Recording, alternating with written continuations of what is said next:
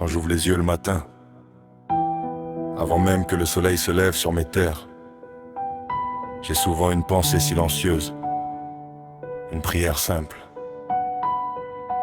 Un merci pour la vie, pour ce que j'aime, pour cette journée qu'on me donne encore. Parce que je sais que rien n'est acquis, et que chaque souffle, chaque sourire, chaque instant partagé est une bénédiction qu'il ne faut jamais considérer comme normale.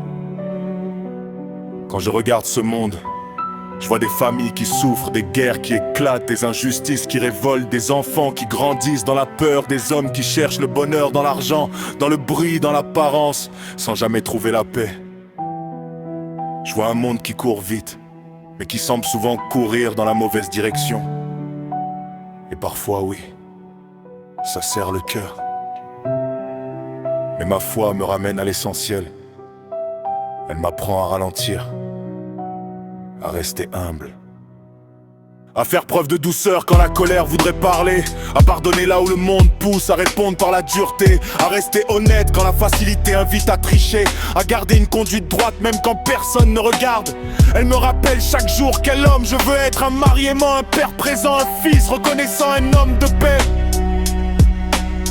Et surtout ma foi me donne une espérance immense, celle du royaume de Dieu, la certitude qu'un jour la souffrance, la violence, la maladie, la mort et les injustices n'auront plus leur place, qu'un jour la terre connaîtra enfin la paix, que les familles pourront vivre en sécurité, que les larmes seront essuyées et que la vie retrouvera ce qu'elle devait être depuis le commencement.